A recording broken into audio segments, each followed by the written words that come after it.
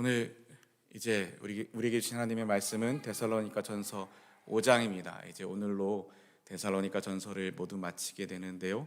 5장 1절부터 28절까지의 말씀 먼저 드라마 바이블로 함께 보시겠습니다. 제5장. 형제들아, 때와 시기에 관하여는 너에게 쓸 것이 없으면 주의 날이 밤에 도둑같이 이를 줄을 너희 자신이 자세히 알기 때문이라. 그들이 평안하다 안전하다 할 그때에 임신한 여자에게 해산의 고통이 이름과 같이 멸망이 갑자기 그들에게 이르리니 결코 피하지 못하리라. 형제들아, 너희는 어둠에 있지 아니하매 그날이 도둑같이 너희에게 임하지 못하리니 너희는 다 빛의 아들이요 낮의 아들이라. 우리가 밤이나 어둠에 속하지 아니하나니 그러므로 우리는 다른 이들과 같이 자지 말고 오직 깨어 정신을 차릴지라. 자는 자들은 밤에 자고 취하는 자들은 밤에 취하되 우리는 낮에 속하였으니 정신을 차리고 믿음과 사랑의 호심경을 붙이고 구원의 소망의 투구를 쓰자. 하나님이 우리를 세우심은 노하심에 이르게 하심이 아니요 오직 우리 주 예수 그리스도로 말미암아 구원을 받게 하심이라. 예수께서 우리를 위하여 죽으사 우리로 하여금 깨어있든지 자든지 자기와 함께 살게 하려 하심느니라. 그러므로 피차고 면하고 서로 덕을 세우기를 너희가 하는 것 같이 하라. 형제들아, 우리가 너희에게 구하노니 너희 가운데서 수고하고 주 안에서 너희를 다스리며 구원하는 자들을 너희가 알고 그들의 역사로 말미암아 사랑 안에서 가장 귀히 여기며 너희끼리 화목하라. 또 형제들아, 너희를 권면하노니 게으른 자들을 권계하며 마음이 약한 자들을 격려하고 힘이 없는 자들을 붙들어주며 모든 사람에게 오래 참으라. 삼가 누가 누구에게든지 악으로 악을 갚지 말게 하고 서로 대하든지 모든 사람을 대하든지 항상 선을 따르라. 항상 기뻐하라. 쉬지 말고 기도하라. 범사에 감사하라. 이것이 그리스도 예수 안에서 너희를 향하신 하나님의 뜻입니다. 성령을 소멸하지 말며 예언을 멸시하지 말고 범사에 헤아려 좋은 것을 취하고 악은 어떤 모양이라도 버리라. 평강의 하나님이 친히 너희를 온전히 거룩하게 하시고 또 너희의 온 영과 혼과 몸이 우리 주 예수 그리스도께서 강림하실 때 흠없게 보존되기를 원하노라. 너희를 부르시는 이는 미쁘시니 그가 또한 이루시리라. 형제들아, 우리를 위하여 기도하라. 거룩하게 입맞춤으로 모든 형제에게 문안하라. 내가 주를 힘입어 너희를 명하노니 모든 형제에게 이 편지를 읽어주라. 우리 주 예수 그리스도의 은혜가 너희에게 있을지어다. 아멘. 자, 우리 오늘 본문 말씀 저와 여러분 한 줄씩 교도할 텐데요. 제가 먼저 읽고 그다음에 여러분이 이어서 읽겠습니다. 자, 하나님 말씀 봉독합니다. 형제들아, 때와 시기에 관하여는 너희에게 쓸 것이 없음은 주의 날이 밤에 도둑같이 이를 줄을 너희 자신이 자세히 알기 때문이라. 그들이 평안하다 안전하다 할 그때에 임신한 여자에게 해산의 고통이 이름과 같이 멸망이 갑자기 그들에게 이르리니 결코 피하지 못하리라. 형제들아, 너희는 어둠에 있지 아니하매 그날이 도둑같이 너희에게 임하지 못하리니 너희는 다 빛의 아들이요 낮의 아들이라. 우리가 밤이나 어둠에 속하지 아니하나니 그러므로 우리는 다른 이들과 같이 자지 말고 오직 깨어 정신을 차릴지라. 자는 자들은 밤에 자고 취하는 자들은 밤에 취하되 우리는 낮에 속하였으니 정신을 차리고 믿음과 사랑의 호심경을 붙이고 구원의 소망의 투구를 쓰자. 하나님이 우리를 세우심은 노하심에 이르게 하심이 아니요 오직 우리 주 예수 그리스도로 말미암아 구원을 받게 하심이라. 예수께서 우리를 위하여 죽으사 우리로 하여금 깨어있든지 자든지 자기와 함께 살게 하려 하셨느니라. 그러므로 피차 권면하고 서로 덕을 세우기를 너희가 하는 것 같이 하라. 형제들아, 우리가 너희에게 구하노니 너희 가운데서 수고하고 주 안에서 너희를 다스리며 권하는 자들을 너희가 알고 그들의 역사로 말미암아 사랑 안에서 가장 귀히 여기며 너희끼리 화목하라. 또 형제들아, 너희를 권면하노니 게으른 자들을 권계하며 마음이 약한 자들을 격려하고 힘이 없는 자들을 붙들어주며 모든 사람에게 오래 참으라. 삼가 누가 누구에게든지 악으로 악을 갚지 말게 하고 서로 대하든지 모든 사람을 대하든지 항상 선을 따르라. 항상 기뻐하라. 쉬지 말고 기도하라. 범사에 감사하라.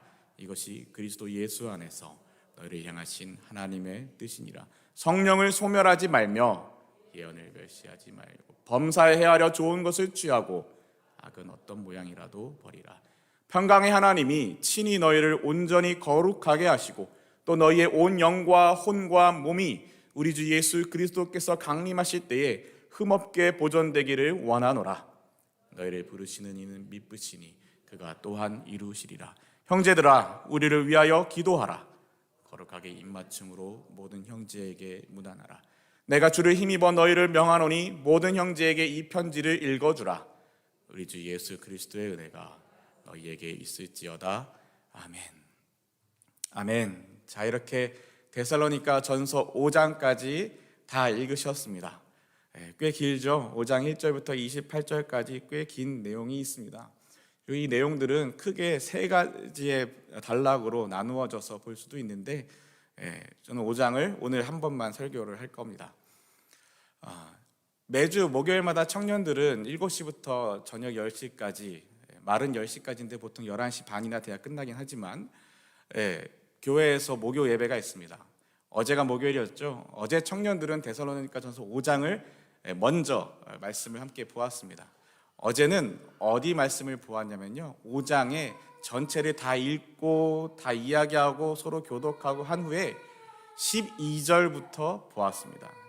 데살로니가전서 12절부터 나오는 그 내용들 중에 우리가 잘 알고 담임 목사님께서 설교도 많이 하셨고 우리가 교회를 안 다니는 사람도 알 법한 말씀이 들어있어요. 바로 이 말씀이죠. 우리 같이 한번 읽어볼까요? 16절, 17절, 18절 시작. 항상 기뻐하라. 쉬지 말고 기도하라. 범사에 감사하라. 이것이 그리스도 예수 안에서 너희를 향하신 하나님의 뜻이니라. 아멘. 아멘. 항상 기뻐하는 것, 쉬지 말고 기도하는 것, 범사에 감사하는 것이 무엇인가에 대해서 어제 말씀을 나눴고요. 근데 제가 누누이 말씀드리지만 제가 성격이 약간 괴팍하잖아요. 사람이 좀 삐딱한 애라서 어제 이거 했으니까 오늘 이거 한 번 더 하면 되는데 아니요, 이거는 어제 청년들이랑 했고 오늘은 다른 거 하려고요. 그래서 청년들하고 안 했던 1절부터 11절까지의 말씀을 중심으로 오늘 말씀을 나눠보려고 합니다. 사실 이 데살로니가 전서에는 크게 두 가지의 큰 키워드가 되는 주제가 있습니다. 하나는 제가 8월 달부터 데살로니가 전서 1장, 2장, 3장, 그리고 지난 주일날 4장, 그리고 오늘 5장에 이르기까지, 5장은 다른 걸 하지만 이 중요하게 흐르는 첫 번째 키워드, 첫 번째 중심 내용이 뭐냐면 고난이에요. 특별히 믿는 자가 받는 고난, 복음 때문에 받는 고난, 이 고난의 문제가 가장 큰 문제입니다. 보세요, 지금 저 아이의 아버님도 고생하고 계시잖아요. 고난을 당하고 계세요. 앉았다 일어났다 일어났다 앉았다. 괜찮아요. 아기는 우는 게 정상이에요. 앉아 계셔도 괜찮습니다. 이 믿는 자가 받는 고난에 대한 이야기가 한 가지 큰 중심 주제였다면 두 번째 또 중요하게 다루어지는 중심 주제가 있는데 제가 지금까지 한 번도 다루지 않았습니다. 그래서 이거를 안 다루고 넘어가려고 했는데 어제 12절부터 뒤에를 하고 나니까 오늘은 앞에를 하고 싶은데 이 앞에 부분은 주제가 두 번째 거거든요. 눈치채셨는지 모르겠지만 이 두 번째 주제는 뭐냐면 재림이에요. 주님의 재림. 주님 언제 다시 오시는가? 마지막 날 이 종말의 때의 종말론에 대한 이 재림에 대한 주님의 재림에 대한 이야기가 이 두 번째 주제인데요. 저와 여러분들 제가 그동안 이 데살로니가 전서를 다루면서 굳이 안 다뤘기 때문에 못 보셨을 수 있고, 근데 핑계할 게 없는 건 제가 항상 한 장을 전체를 다 읽었지 않습니까? 읽고 교독했으니 저는 분명히 여러분과 함께 보았습니다. 다만 설교할 때는 몇몇 부분만 가지고 설교를 했기 때문에, 자, 그러기 위해서 이 재림에 대한 이야기들을 하기 위해서 우리 조금 한 번 더 이 사전 지식들을 점검하고 가겠는데요. 이 사도행전 17장 1절에서 4절을 보시면 이미 벌써 몇 번 보셨던 말씀이지만 이 데살로니가 교회가 어떻게 세워졌는지에 대해서 나와 있습니다. 사도행전 17장에 이렇게 나와 있는데, 사도 바울과 신라가 이렇게 데살로니가에 도착해서 거기에 있는 유대인의 회당에 들어가서 하나님의 말씀을 전합니다. 유대인의 회당이 있다는 얘기는 그곳에 유대인들이 그래도 꽤 살고 있었다라는 거예요. 물론 그곳이 이방 지역이지만 그 안에 유대인들이 이주해서 살고 있었고 그들이 회당을 이루어서 회당 중심의 삶을 살고 있었습니다. 바울이 습관대로 회당으로 들어가 3주 동안에 걸쳐서 성경을 가지고 유대인들과 토론을 했습니다. 그곳에 3주에 걸쳐서 유대인들과 함께 성경을 가지고 말씀을 나눴는데 무슨 말씀을 나눴냐? 3절에 바울은 그리스도가 고난을 받고 죽은 자 가운데서 다시 살아나야 한다는 것을 설명하고 증명했습니다. 그리고 내가 여러분에게 전하고 있는 이 예수님이 바로 그리스도입니다. 예수가 곧 메시아다. 너희들이 그렇게 구약 성경에서 이야기하고 있는 그 메시아가 누구냐면 바로 이 예수님이다. 그 예수님이 구약에서 이미 말씀하셨던 것처럼 오셔서 고난을 받으시고 마침내 죽으시고 마침내 살아나시고 다시 오실 분이 바로 예수 그리스도다. 예수님의 고난, 예수님의 죽음, 예수님의 부활에 대해서 이야기하고 이분이 메시아다. 예수가 메시아다. 이 이야기를 그들에게 나누었다는 겁니다. 그런데 4절 말씀이 중요해요. 4절 말씀 보면 유대인 중에 그 말에 설득되어 바울과 신라를 따르는 사람들이 생겼습니다. 당연하죠. 유대인 회당이었으니까, 유대인들의 모임인 회당이었기 때문에 그 중에 유대인들 중에 설득되어 바울과 신라를 따르는 유대인 출신의 그리스도인들이 생겨났고, 또한 하나님을 경외하는 많은 그리스인들, 헬라인들, 그 지역에 사는 이방인들, 이방인이라는 게 유대인 입장에서 이방인이죠. 그 사람 입장에서 현지인입니다. 자기들이 현지인. 제가 가끔 가다가 실수하는 말 중에 그거예요. 네, 무슨 말이냐면 넘어가겠습니다. 백인 친구들에 대한 이야기인데, 어쨌든 하나님을 경외하는 많은 그리스인들, 그리스도인이 아니라 그리스인들, 그 지역의 헬라인들과 적잖은 귀부인들이 바울을 따랐습니다. 이 말을 통해서 우리가 알 수 있는 건 뭐냐면, 그곳에 데살로니가 교회가 세워지는데 그 데살로니가 교회의 중심이 되는 교인들의 구성이 어떻게 되냐면, 유대인 회당에서 말씀을 전했음에도 불구하고 유대인들이 예수를 믿게 되는 유대인 출신 그리스도인들도 있지만, 많은 그리스인들, 많은 귀부인들, 헬라인들, 여자들, 그들이 그 교회의 큰 중심 세력이 되었다, 중심이 되었다라는 거지요. 여러분, 사도 바울이 이방인의 사도로 자처하지 않습니까? 나는 이방에 하나님의 복음을 전하는 사도로 주님이 부르셨다라고 고백하고 그것을 자기의 사명으로 삼고 사는 것처럼 이 데살로니가에서도 많은 그리스인들, 많은 헬라인들과 많은 귀부인들이 예수를 믿게 되어 그곳에서 믿음을 지키고 살아가고 있게 된 것입니다. 그리고 이제 1장에서 그 교회의 교인들이 믿음으로 행한 일들, 사랑으로 행한 수고, 주 예수 그리스도 안에서 굳건히 소망을 지켜가는 모습을 사도 바울이 하나님 앞에 감사하고 복음은 말이 아니라 삶이다라는 이야기를 전하며 믿음과 사랑과 소망과 복음에 대한 이야기를 하고 있습니다. 여러분, 이 이야기는 굉장히 중요한 이야기고 몇 번을 강조하고 다시 반복해도 괜찮을 만큼 소중한 이야기입니다. 믿음의 행함, 믿음은 내가 믿는다라는 자기 최면이 아니라 믿음의 행함이 있어야 되는 것이고, 사랑은 사랑해라는 말이 아니라 사랑으로 기꺼이 수고를 감당하는 것이 진짜 사랑인 것이고, 소망은 내가 소망합니다 하면서 막 이렇게 그런 게 아니라 정말 소망하기 때문에 고난과 핍박과 어려움 속에서도 버티고 견디고 지켜나가는 것, 복음을 포기하지 않는 것, 말씀 포기하지 않는 것, 그것이 믿음, 소망, 사랑, 그리고 그러한 사람이 삶으로 복음을 증거하며 산다라는 것, 이거 굉장히 중요한 내용인데요. 이 내용이 오늘 또 나와요. 2장에서 3장에서 4장에서 5장까지 계속해서 이어져 나오는데, 이 이렇게 살아가고 있는 사람들이 누구라고요? 데살로니가 교회 교인들. 그 교인들 중에 유대인 출신도 있지만 이방인 출신들, 헬라인 출신들이 대부분이다라고 말씀을 드렸죠.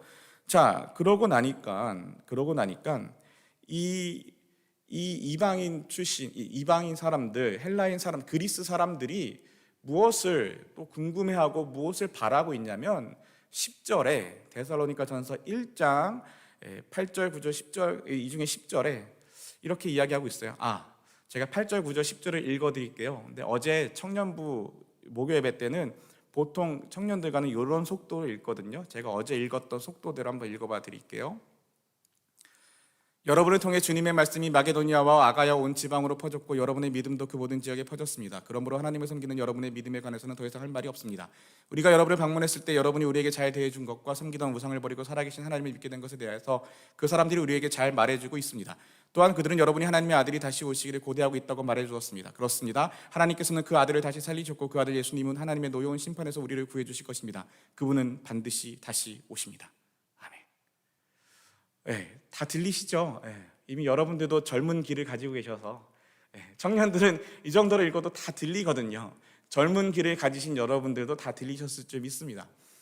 이 데살로니가 교인들이 가지고 있는 기대가 뭐냐면 10절에서 이렇게 이야기해요. 여러분이 하나님의 아들이 다시 오시기를 고대하고 있다. 뭡니까? 주님의 재림을 기대하고 있습니다. 재림, 다시 오실 주님.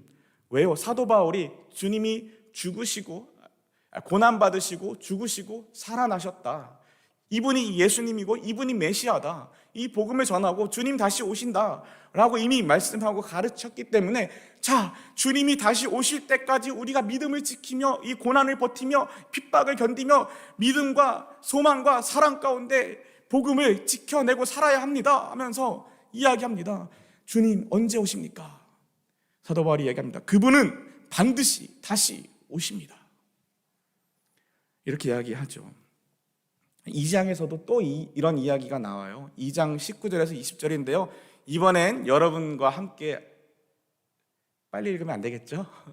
함께 읽어보겠습니다. 19절, 20절 시작. 여러분은 우리의 소망이요 기쁨이요 면류관입니다. 우리 주 예수 그리스도께서 다시 오시는 그날 우리는 여러분을 자랑스러워할 것입니다. 진실로 여러분은 우리의 영광이며 기쁨입니다. 사도 바울이 1장에서도 주님은 다시 오십니다. 반드시 오십니다. 얘기해놓고 2장에서도 또 이야기합니다. 주 예수 그리스도께서 다시 오시는 그날, 주님의 재림의 그날, 이 재림, 이 고난이라는 하나의 주제가 계속 흘러가면서 그와 함께 재림이라는 주제가 같이 흘러가고 있습니다. 왜냐하면 고난과 핍박 가운데 있는 성도들이 버티고 견디고 붙잡고 소망을 품고 믿음으로 행하고 사랑으로 기꺼이 수고를 감당하며 소망 가운데 버틸 수 있는 이유는 뭐냐면 주님 다시 오신다. 주님의 재림, 그것을 붙들고 견디고 있는 거거든요. 핍박 가운데 소망하고 있는 거거든요. 고난을 버티고 있는 겁니다. 그렇기 때문에 고난과 재림의 이 두 줄기가 같이 가고 있습니다. 사도 바울도 그래서 매번 계속 이야기해요. 2장에서 이렇게 주 예수 그리스도께서 다시 오시는 그날에 여러분이 우리의 소망이며 여러분이 기쁨이며 여러분이 우리의 면류관입니다. 그러니 그때까지 주님 다시 오시는 그때까지 믿음과 사랑과 소망 가운데 복음을 살아내라 라고 격려하고 있습니다. 3장에서는 뭐라고 얘기하셨을까요? 3장 12절과 13절입니다. 같이 읽어보겠습니다. 시작. 주님께서 여러분의 사랑을 풍성하게 하고 넘치게 하셔서 우리가 여러분을 사랑하듯 서로 사랑하기를 기도합니다. 그리고 믿음 안에서 여러분의 마음이 강해지기를 기도합니다. 그러면 우리 주 예수님께서 주님의 거룩한 백성들과 함께 다시 오시는 날 여러분은 아버지 하나님 앞에서 거룩하고 흠없이 서게 될 것입니다. 아멘.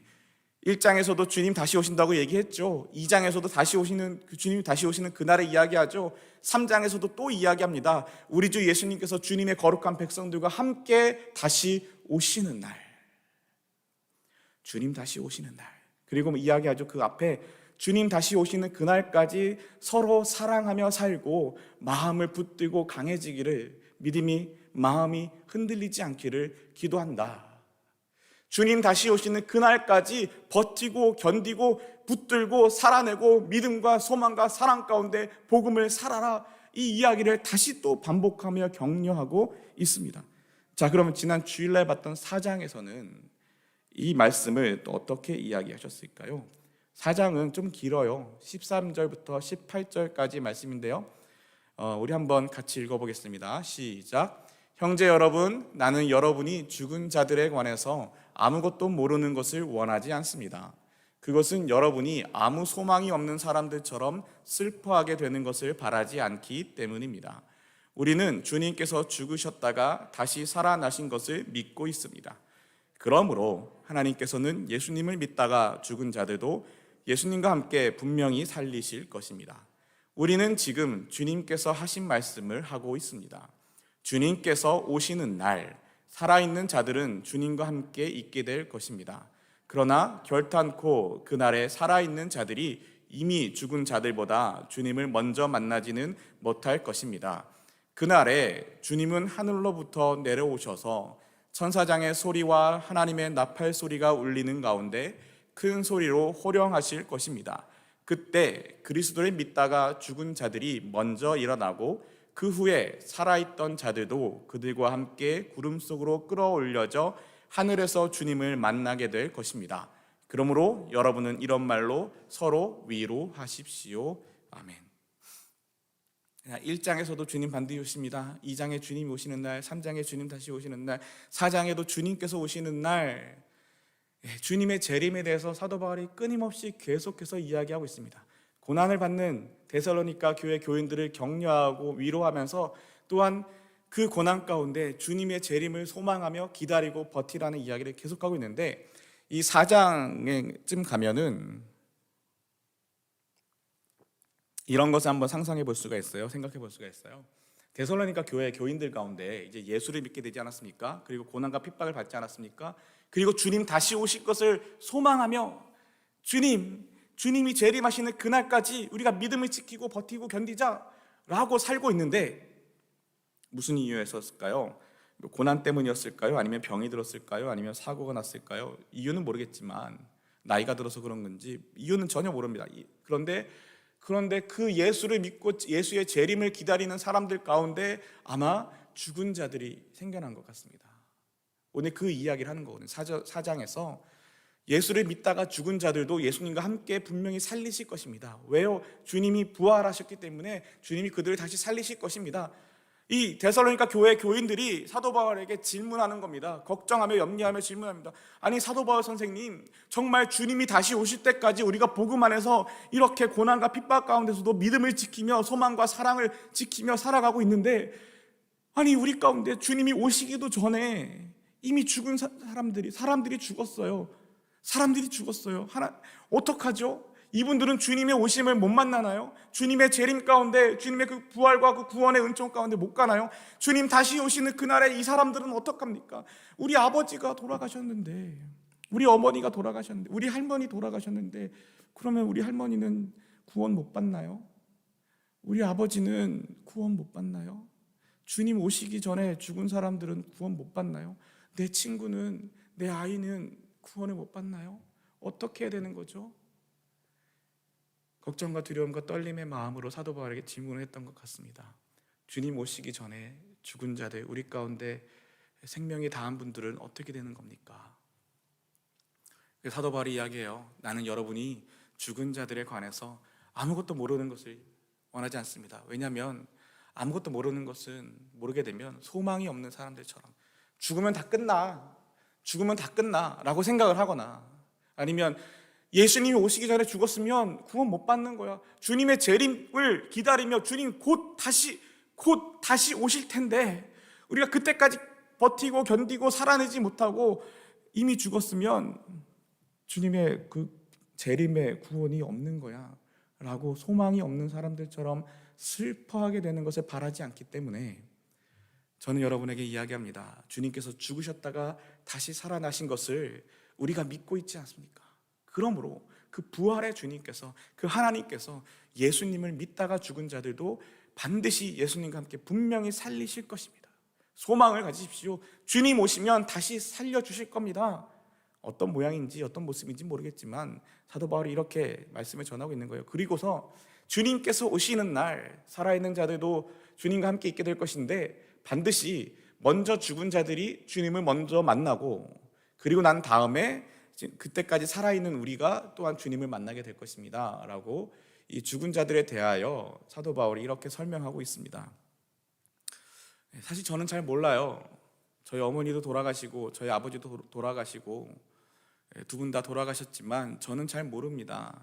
주님 다시 오시는 그날 정말 이 말씀처럼 주님을 먼저 만나고 그 다음에 살아있는 사람들이 주님을 만나게 될지 저는 잘 모르지만 이 말을 듣는 이 데살로니가 교인들에게는 큰 위로가 됐을 줄 압니다. 또 이렇게 이야기하죠. 주님은 하늘로부터 내려오셔서 재림하셔서 그리스도를 믿다가 죽은 자들이 먼저 일어나고 살아있던 자들도 함께 하나님을 만나게 된다. 그러니 여러분 소망 없는 사람처럼 그렇게 포기하고 그렇게 낙심하고 그렇게 살지 말고 서로 위로하며 격려하며 서로에게 힘이 되어주며 함께 사십시오라는 이 말씀을 하고 있습니다. 그리고 나서 다시 이제 오늘 5장에 들어가서 5장에서는 1절부터 11절까지 이 재림에 대해서 이렇게 다시 또한 이야기하고 있습니다. 5장 1절이에요. 형제 여러분, 정확한 때와 시간에 대해서는 말할 수 없습니다. 그렇죠. 왜냐하면 주님이 오시는 그날은 한밤중에 도적같이 임할 것이기 때문에 그렇습니다. 정확한 때와 시간, 사람들은 언제냐, 어디냐 이런 거에 쉽게 넘어가요. 쉽게 유혹이 되죠. 그래서 많은 이단들이 2000년이었나요? 그러면서 무슨 언제 휴거가 재림이 된다, 휴거가 난다, 세상이 망한다 그러면서 다 재산 갖다 바치기도 하고요. 또 한국에서 꽤나 유명한 이단 중에 한 부류로 되는 구원파라는 곳에서는 뭐라고 사람들에게 전도하는지 아십니까? 예수 믿는 사람들을 쫓아다녀요. 이 사람들은 그러면서 뭐라고 이야기하냐면 선생님 구원 받으셨습니까? 형제님 구원 받으셨습니까? 물어봐요. 그러면 예수 믿는 사람이 네 구원 받았지요. 그럼요 라고 이야기하죠. 그러면 이렇게 질문합니다. 언제 어디서 구원 받으셨습니까? 근데 그걸 기억하는 사람이 어디 있어요? 물론 기억하는 사람이 있을 수도 있어요. 그런데 그것이 우리가 명확하게 딱 기억하면 정말 그날 그 장소 그 시간에 구원이 딱 하고 이루어지는 겁니까? 구원이 그렇게 한순간에 빡 하고 우리 가운데 무슨 이벤트처럼 짠 하고 임하는 게 구원입니까? 근데 그렇게 물어봐요. 언제 어디서? 때와 시간과 장소를 물어보는 겁니다. 근데 그거는 잘 모르겠는데요. 근데 구원은 받았는데 그러면 뭐라고 대답하냐면 죄송하지만 형제님은 구원받지 못하셨습니다. 생각해 보세요. 형제님이 이 땅에 태어나신 그날, 이 땅에 태어난 날과 시간과 심지어는 장소와 병원까지도 우리가 다 기억하고 살면서도 우리의 영혼이 다시 태어나는 그 구원의 날을 기억하지 못한다면 형제님은 구원받지 못한 겁니다. 그러니 구원의 복된 소식의 자리로 같이 가시지요 하면서 자기의 구원파 그 이단으로 사람들을 이렇게 전도해 갑니다. 여러분 근데 정말 중요한 게 뭘까요? 내가 언제 어디서 어떻게 구원받았느냐? 정말 여러분 그게 우리를 헷갈리게 할 수 있지만 그게 중요한 게 아니에요. 무엇이 중요한 거냐면 지금 내가 구원받은 자의 은혜 가운데 살고 있느냐, 그 구원의 은혜 안에 내가 살고 있느냐, 그 구원의 은혜 가운데 합당한 삶을 살고 있느냐, 지금 내가 주님의 은혜를 품고 살고 있느냐, 그것이 중요한 것이지 내가 과거에 몇 날 며칠 몇 시 몇 분에 어디서 어떻게 구원을 받았는지 여러분 그거 별로 중요한 거 아닙니다. 그러니 혹시나 여러분이 이런 것 때문에 헷갈려하거나 이거 누가 나한테 그런 걸로 질문하거나 그런 걸로 나를 미혹하려고 하거나 넘어지란다면 반대로 질문하십시오. 자매님은 구원의 은혜를 받으셨습니까? 지금 구원의 은혜 가운데 살고 계십니까? 우리의 신앙은 지금 현재 어떤 모습에 어느 자리에 있는지가 훨씬 더 중요한 겁니다. 흔들리지 마십시오. 사도 바울도 이렇게 이야기해요. 형제 여러분, 정확한 때와 시간에 관해서는 말할 수 없습니다. 왜요? 모르니까요. 이걸 안다고 말하는 게 이단이라는 거예요. 모른다고 했는데 어떻게 알아요? 그런데 이야기하죠. 사람들이 모든 것이 평안하다, 안전하다고 말할 그때에 재난이 갑자기 닥칠 겁니다. 아무 일도 없는 것처럼 마치 노아의 시대에 사람들이 하나님이 노아에게 방주를 만들고 구원의 방주를 만들려고 하신 그때 사람들이 뭐 하는 짓이냐고 하면서 여전히 그들은 장가들고 여전히 잔치하고 여전히 죄 가운데 살아가고 여전히 모든 것이 평안하다, 안전하다, 나는 문제없다, 나는 괜찮다 이렇게 살아갈 그때에 갑자기 하나님의 심판이 임한 것처럼 마지막 그날도 갑자기 닥칠 것입니다. 그리고 그것은 아무도 피할 수가 없습니다. 아무도 피할 수가 없습니다. 이렇게 이야기해요. 그래서 그럼 어떻게 두려움과 이런 일이 생기는데, 그런데 감사한 건 4절부터 말씀이에요. 4절, 5절, 6절 우리 같이 읽어보겠습니다. 시작. 그러나 여러분은 어두움 가운데 있지 않기 때문에 여러분에게는 그날이 도적같이 갑자기 찾아오지 않을 것입니다. 여러분은 빛의 아들들이며 낮에 속한 사람들입니다. 우리는 결코 어두움과 밤에 속한 사람들이 아닙니다. 그러므로 다른 사람들처럼 잠들지 말고 깨어서 정신을 차려야 합니다. 아멘. 어떻게 된대요? 한밤중에 도적같이 임하는 건 밤중에 깜깜할 때 어두움 가운데 밤에 속한 사람들에게는 도적같이 임한다 합니다. 그런데 우리는 예수 그리스도 안에서 빛의 아들이요 낮에 속한 사람들이기 때문에 여러분에게는 그날이 도적같이 갑자기 찾아오지는 않을 것입니다 라고 이야기합니다. 그럼 어떻게 해야 된다는 거예요? 잠들지 말고 깨어서 정신을 차려야 한답니다. 깨어서 정신을 차려야 된다. 여러분, 이 6절 말씀 보면 예수님이 하셨던 그 비유가 생각나죠? 열 처녀의 비유 기억나십니까? 굳이 제가 설명 안 해도 되죠? 누누이 말씀드리지만 모른 척 가만히 계시면 이걸 또 설명해야 되는 깊은 고민에 빠져서 설교가 길어질 수 있습니다. 아신다고 믿고 신랑을 기다리는 10명의 처녀가 등불에 기름을 준비하느냐 안 준비하느냐, 밤에 깨어있느냐 아니면 잠들어 버렸느냐, 뭐 그런 이야기 궁금하시면 성경을 찾아보시고요. 자, 그러면서 깨어서 정신을 차려야 됩니다 하면서 7절과 8절에 이렇게 이야기합니다. 잠자는 사람들은 밤에 자고 술 마시는 사람들도 밤에 마시고 취합니다. 밤에 어둠에 예수를 모르는 가운데 사는 사람들은 자고 마시고 취한답니다. 그러나 우리는 낮에 속한 사람들, 빛의 자녀들이니 정신을 똑바로 차리고 믿음과 사랑의 갑옷을 입고 구원에 대한 소망의 투구를 씁시다 라고 이야기하고 계십니다.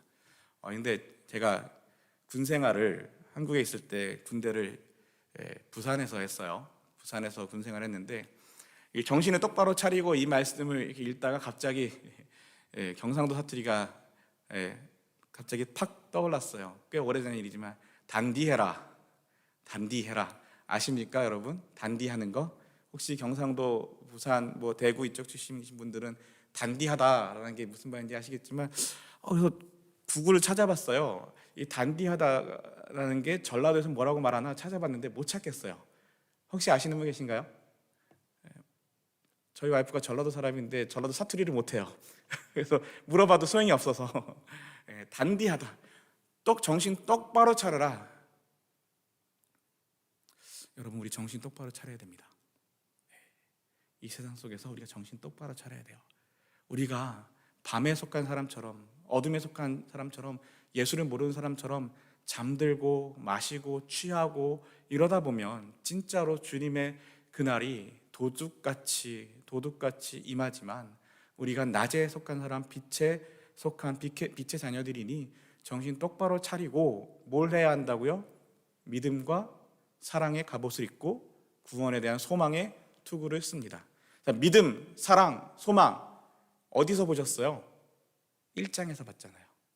데살로니가 전서 1장에서 우리가 보셨죠. 믿음의 행함, 사랑의 수고, 소망의 인내, 그걸 보시지 않았습니까? 그 이야기를 오늘 또 이 8절에서 예수님의 재림 때까지 우리가 어떻게 살아야 하는지, 재림이 언제 오실지 그것이 중요한, 언제 어디서 어떻게 임하느냐 그게 중요한 게 아니라 주님이 다시 오시는 건 반드시 오실 것이고 반드시 주님 다시 오시는데 그때까지 우리가 어떻게 살아야 하는가, 정신 똑바로 차리고 믿음과 사랑의 갑옷을 입고 구원에 대한 소망의 투구를 쓰고 믿음의 행함, 사랑의 수고, 소망의 인내를 가지고 복음의 삶을 살아내야 합니다. 정신 똑바로 차리십시오. 그 이야기를 하고 있는 겁니다. 근데 이번에 이 내용 중에 이제 갑옷과 투구라고 하는데요. 갑옷은 이 전쟁에서 어떠한 도구입니까? 수비, 공격을 막아내는 도구죠. 투구는 뭡니까? 투구가 창이나 칼이나 뭐 이런 것처럼 상대를 공격하는 게 아니라 상대의 화살이나 창을 비껴나갈 수 있도록 머리를 보호해 주는 겁니다. 사실 갑옷과 투구라고 하는 거는 우리 몸을 지켜주고 보호해 주는 거지, 이건 누굴 공격하고 넘어뜨리고 쓰러뜨리는 도구가 아니에요. 믿음과 사랑과 소망은 이 혼탁하고 어지러운 세상 속에서 나의 믿음이 흔들리지 않고 유혹에 넘어가지 않도록 우리를 지켜주고 보호해주는 그 삶의 도구들이 믿음, 사랑, 소망, 믿음의 행함, 사랑의 수고, 소망의 인내라는 겁니다. 그러니 사랑하는 성도 여러분, 정신을 똑바로 차리고 믿음과 사랑의 갑옷을 입고 구원에 대한 소망의 투구를 써야 합니다. 자, 그리고 나서 이야기합니다. 9절에 하나님께서는 우리를 벌하기 위해 택하신 것이 아니라 우리 주 예수 그리스도를 통해 구원을 얻도록 하기 위해 부르셨습니다. 우리를 부르신 건 하나님이 우리에게 벌 주시고 심판하시고, 너 왜 이렇게 못해? 너 왜 이렇게 똑바로 안 살아? 너 왜 이렇게 나의 기준에 맞지 않아? 너 나처럼 거룩하라고 했는데 왜 그렇게 엉망진창이야? 이러면서 우리를 벌하기 위해서 우리를 택하신 것이 아니라 주 예수 그리스도를 통하여 우리를 구원하시고 건져내시고 살려내시고 지키시고 보호하시고 우리를 구원을 얻도록 하기 위해 우리를 부르셨다라는 겁니다. 다시 말하면 이것은 무엇입니까? 하나님이 우리를 건져내신다. 하나님 우리를 지키신다. 하나님 우리를 보호하신다. 우리 거룩에 대해서 이야기할 때도 거룩을 우리가 거룩해질 수 있나요? 스스로 우리가 뭐 착한 일 100번 하면 거룩해집니까? 아니면 뭐 한 100만 불 도네이션하고 어려운 사람들 도와주면 거룩해집니까? 아니요. 우리의 힘과 능력으로는 거룩해질 수가 없어요. 왜냐하면 거룩은 죄와 단절된 하나님의 성품이기 때문에. 그런데 어떻게 우리가 거룩해진다고요? 하나님과 관계될 때만, 하나님 우리를 붙잡아 주시고 우리를 구별하시고 우리 가운데 임하시고 우리와 함께 하실 때, 우리가 하나님과 함께 할 때, 하나님 우리와 함께 하실 때 비로소 우리가 거룩한 하나님의 성도가 되는 겁니다. 마찬가지로 주 예수 그리스도를 통해 구원을 얻는다, 이 말은 하나님이 우리와 함께 하시는 그 은혜, 그 구원의 은혜를 말씀하고 계십니다.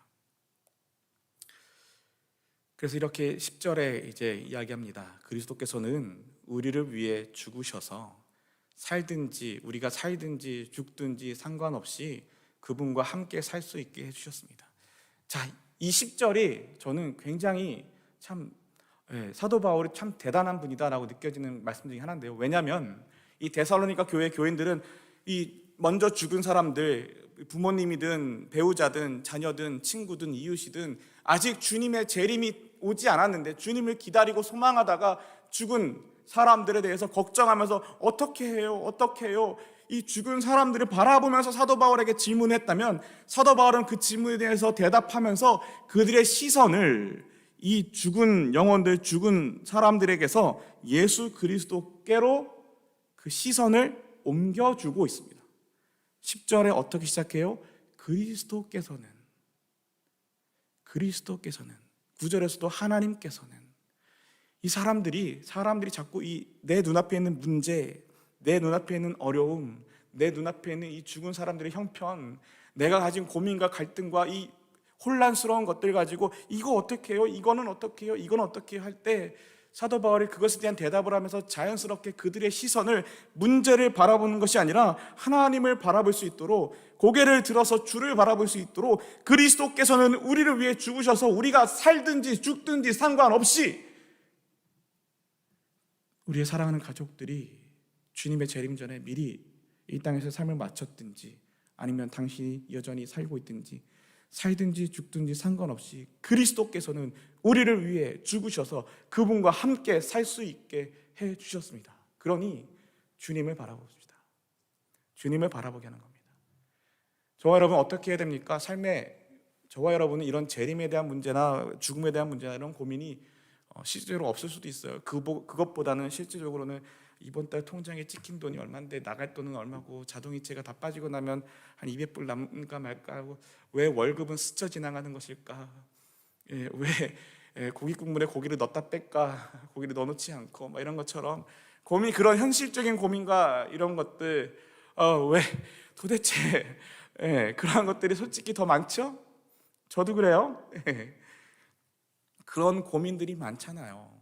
근데 사도 바울이 뭘 얘기하냐면 그 고민이 뭐든 간에, 여러분의 고민과 갈등과 문제와 상황과 형편들이 뭐든 간에 우리가 정말 바라봐야 될 것은 문제가 아니라 주님입니다. 우리의 영혼도 우리의 삶도 구원하시고 우리 가운데 반드시 다시 오실 그 주님을 바라보십시오. 살든지 죽든지 상관없습니다. 통장이 마이너스가 나든지 이자를 물든지 말든지 상관없습니다. 주님을 바라보고 그분과 함께 살 수 있도록 주님 우리를 구원해 주십니다. 그러면서 마지막으로 이렇게 이야기합니다. 그러므로 지금처럼 서로를 위로하고 격려하며 서로에게 힘이 되어 주십시오. 아멘. 사도 바울이 이야기하죠.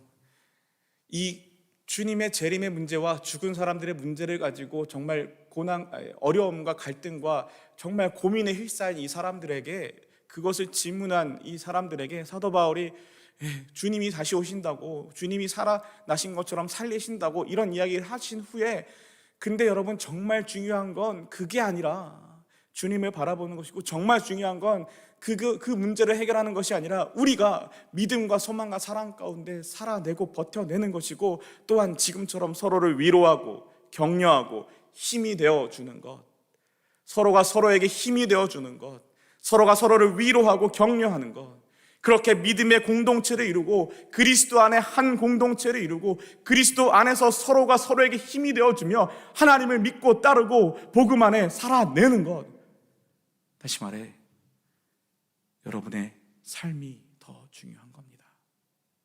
그 이야기를 하고 계십니다. 사랑하는 성도 여러분, 힘든 일이 있죠. 왜 없겠습니까? 어려운 일도 있죠. 우리가 이미 기도했듯이 정말 어려움을 겪고 있는 가정도 있습니다. 정말 하나님만 바라봐야 되는, 하나님밖에 바라볼 데가 없는 일들도 있죠. 우리 현실에 있는 일들, 새벽 예배 때는 제가 몇 번 말씀을 드렸지만 자녀가 있는 분들은 자녀 때문에도 하루에도 12번씩 오르락내리락 울그락불그락 하면서 내가 주를 믿느냐 아니면 하느냐, 이런 고민과 갈등을 하루에도 수십 번씩 겪지 않습니까?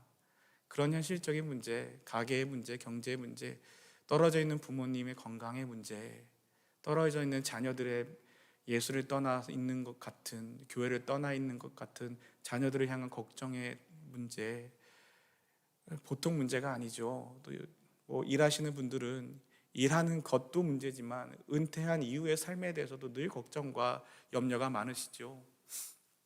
맞습니다. 걱정과 염려가 많을 수밖에 없죠. 그게 우리가 살아가는 세상이니까. 예수 믿는다고 그 문제들이 없는 거 아니잖아요. 예수 믿는다고 사고가 안 나고 문제가 없고 모든 게 다 잘 풀리고 생각하는 대로, 기도하는 대로, 말하는 대로 다 이루어지는 거 아니잖아요. 그런데 정말 저와 여러분이 예수를 믿으신다면 소망 없는 자처럼, 밤에 속한 자처럼 자고 마시고 취하고 그냥 이거면 다 돼, 이게 끝이야 라고 그렇게 살아갈 것이 아니라 빛의 자녀들로서 믿음과 사랑과 소망 안에서 서로를 위로하고 격려하고 서로에게 힘이 되어주며 그리스도 안에 한 공동체의 한 몸을 이루며 주님을 바라보며 주님을 소망하며 살든지 죽든지 상관없이 우리와 함께 하시는 예수 그리스도를 붙들고 살아가야 할 줄로 믿습니다. 이 밤에, 이 저녁에 함께 예배드리시는 분들, 또 온라인으로 방송으로 예배드리시는 분들, 정말 우리가 붙들어야 할 건 하나님 이 문제 어떻게 해요? 이게 아니라 하나님, 주님을 붙들고 주님과 함께 살아갈 수 있기를 주님의 이름으로 축원드립니다. 함께 기도할 텐데요, 함께 기도하실 때 하나님 앞에 기도할 수 있으면 좋겠습니다. 하나님, 정말 제 마음에 이런 소원도 있고요, 이런 걱정도 있고 이런 염려도 있습니다. 하나님, 정말 저에게 이런 기도 제목들이 있습니다. 이것이 정말 걱정이고, 돈의 문제가 있고요, 경제적인 어려움이 있고요, 관계적인 어려움이 있고, 부모님에 대한, 자녀들에 대한, 배우자에 대한 기도의 내용들이 있습니다. 하나님, 이것들도 주님 앞에 내려놓습니다. 주님 앞에 기도합니다. 이 경제적인 문제 내가 어떻게 해보겠다고 아둥바둥거려도, 부모님과 자녀들과 배우자의 문제 내가 어떻게 해결해보겠다고 아둥바둥거려도 안 되는 거 우리가 이미 경험해서 알잖아요. 내가 해봤자 내가 해결하면 기껏해야 내 수준이고요. 하나님한테 맡겨드리고 하나님께서 해결하시면 하나님의 수준으로 우리를 인도하실 줄 믿습니다. 우리 시간 하나님께서 우리를 책임져 주시기를, 하나님 앞에 맡겨드리기를 소망하며 우리의 기도의 제목들을 주님 앞에 아뢰며 하나님 우리와 함께하여 주시옵소서 함께 기도하며 나아가겠습니다. 사랑의 하나님, 이 시간 주님 앞에 기도합니다. 하나님, 정말 우리 예수 믿는 사람들 여러 가지 삶의 형편과 상황 속에서 어렵고 힘든 일들이 왜 없겠습니까? 하나님, 모든 사람들이 다 겪는 것처럼 똑같이 하나님 경제적인 어려움 가운데서 늘 고민하고요, 일하는 것도 고민이고요, 하나님 은퇴 이후의 삶도 고민이고요, 걱정이 많습니다. 또한 연로하신 부모님에 대한 것들도, 건강의 문제들도, 하나님 또한 배우자와의 관계의 문제에서도, 자녀들과의 하나님 부딪히는 일들 속에서도 하나님 정말 하루에도 수십 가지의 기도, 수백 가지의 기도 제목과 걱정과 염려들이 우리를 휩싸이게 하고 우리를 붙들기도 하고 우리를 넘어뜨리기도 하고 우리를 유혹하기도 합니다. 하나님, 그 모든 염려와 걱정과 문제와 형편들이 하나님 없어지지 않을지라도 하나님, 우리가 소망하는 것은 우리가 살든지 죽든지 주님이 우리와 함께 하신다는 이 말씀 붙들고 나아가오니 하나님, 이것들을 주님 앞에 내려놓습니다. 하나님, 사랑하는 우리의 부모님들 하나님 멀리 떨어져 있고 한국에 계시고 타주에 계시고 하나님, 혹은 하나님 이혼을 하고 하는 여러 가지 이유들로 힘들고 어려운 상황 속에 있다 할지라도 하나님, 정말 하나님 앞에 기도하는 것, 하나님께서 그곳에도 함께해 주시고 하나님이 그곳에서 우리 부모님들과 함께해 주셔서 하나님 붙잡아 주시고 지켜주시고 함께하여 주시옵소서.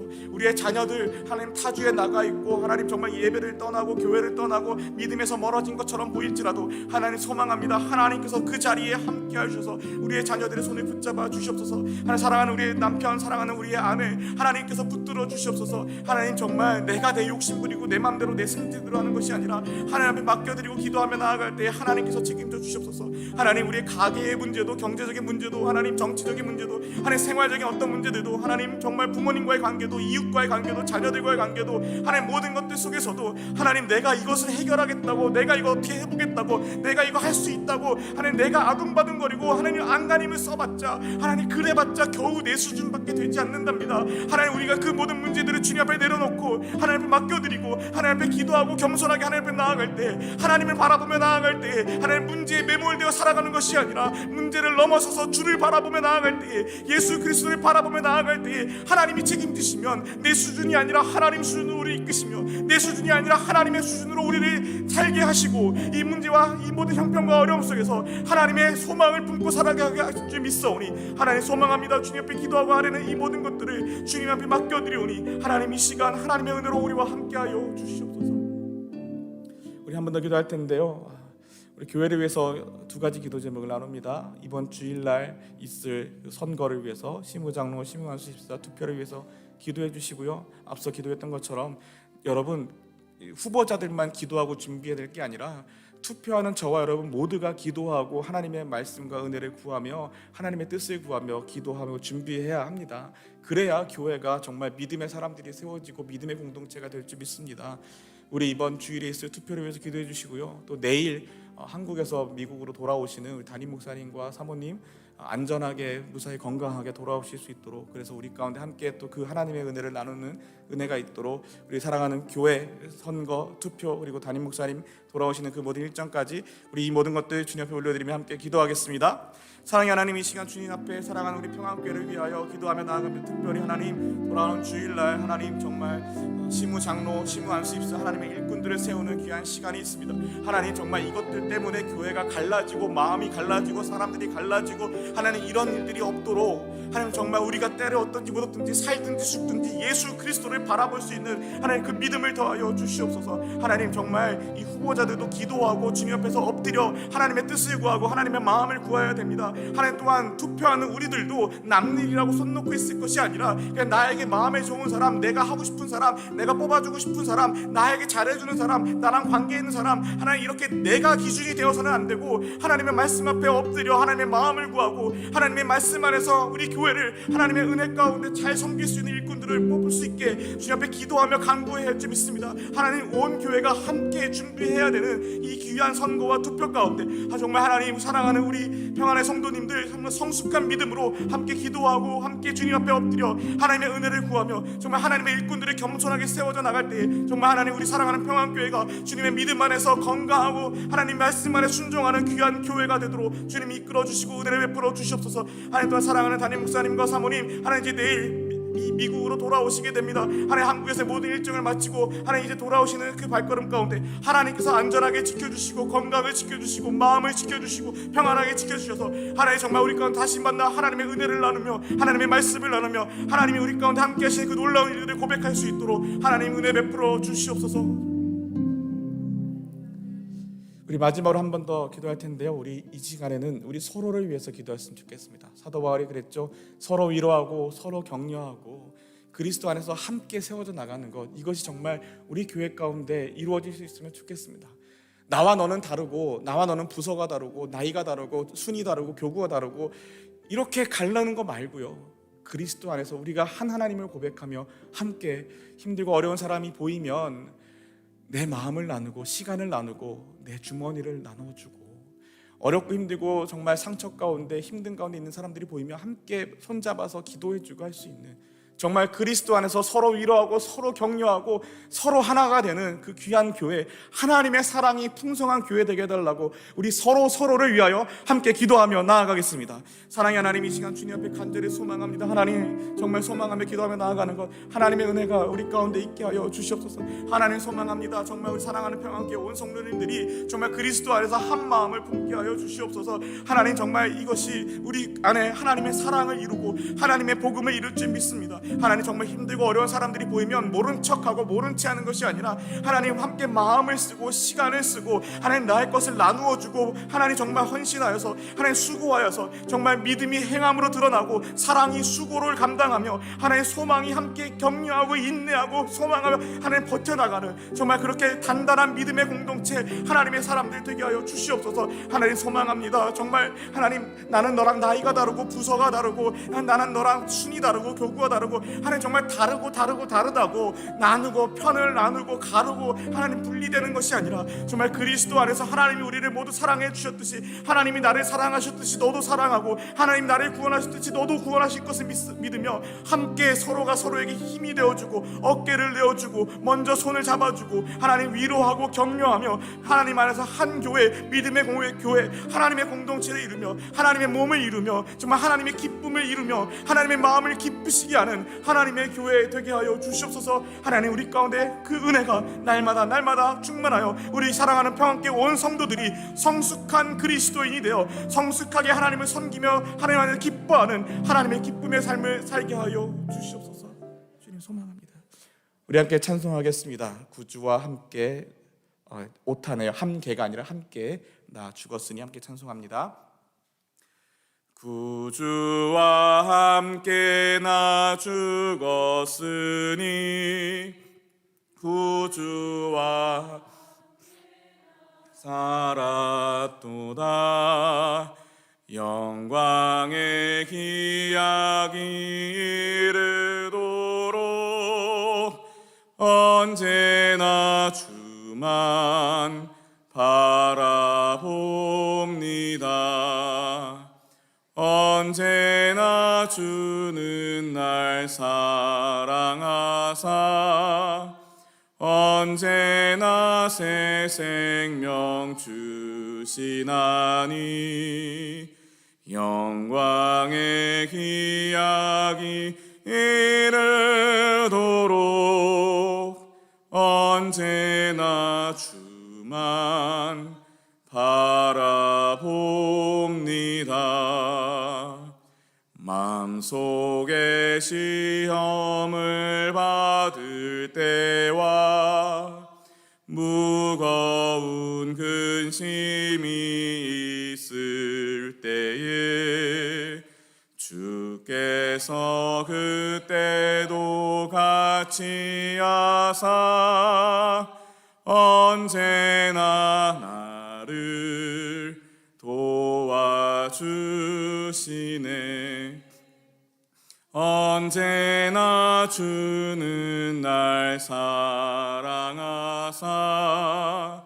언제나 새 생명 주시나니 영광의 기약이 이르도록 언제나 주만 바라봅니다.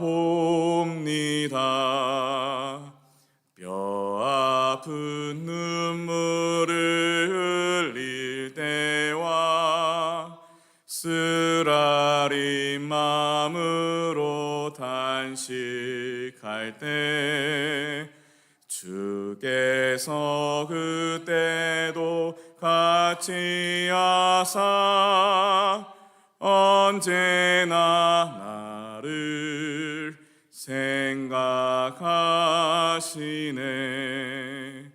언제나 주는 날 사랑하사 언제나 새 생명 주시나니 영광의 기약이 이르도록 언제나 주만 바라봅니다. 내 몸의 약함을 아시는 주, 못 고칠 질병이 아주 없네. 괴로운 날이나 기쁜 때나 언제나 나와 함께 계시네. 언제나 주는 날 사랑하사 언제나 새 생명 주시나니 영광의 기약이 이르도록 언제나 주만 바라봅니다.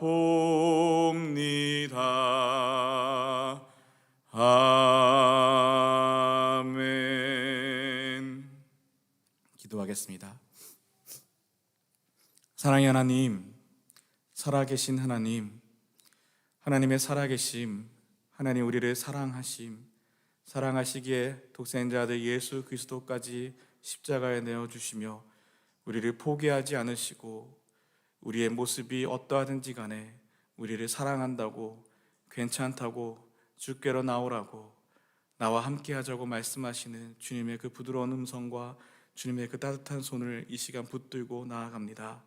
하나님, 사랑하는 우리 평안교회가 때를 얻든지 못 얻든지 주님의 복음을 살아내고 복음을 증거하며 복음의 삶을 살아가는 귀한 하나님의 사람들 되게 하여 주시고, 또한 살든지 죽든지 우리와 함께 하시는 예수 그리스도를 힘입어 서로가 서로에게 위로하고 격려하며 하나가 되고 의지가 되어주는 믿음의 공동체가 되게 하여 주시옵소서.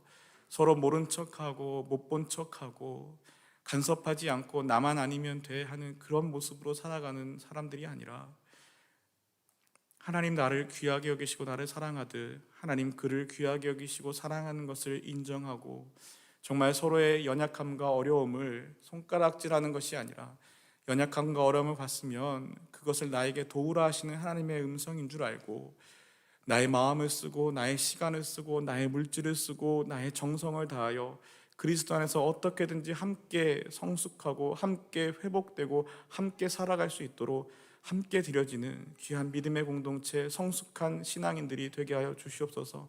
그 은혜가, 그 결단이 오늘 함께 예배하는 모든 이들 가운데 있어서 주님의 마음을 기쁘시게 하며 하나님이 기뻐하시는 믿음의 삶들이 되게 하여 주시옵소서. 이제는 우리 주 예수 그리스도의 은혜와 하나님 아버지의 극진하신 사랑과 성령의 감화 감동 교제 교통하심의 역사가 주 안에서 주를 바라보며 정말 주님만이 소망이십니다, 주님이 나의 주님이십니다 고백하며 하나님의 말씀 따라 서로가 서로에게 힘이 되어주고 위로가 되어주고 격려가 되어주고 믿음의 공동체로 함께 하나님을 섬기며 살아가기로 작정하는 한 사람 한 사람 머리 위에, 그 가정과 자녀 위에, 일터와 사업 위에 이제부터 영원히 함께 하시기를 간절히 축원하옵나이다. 아멘. 금요 예배를 모두 마쳤습니다. 기도하실 분들은 계속 기도하시다가 자유롭게 돌아가시면 됩니다. 함께 예배할 수 있어서 감사합니다.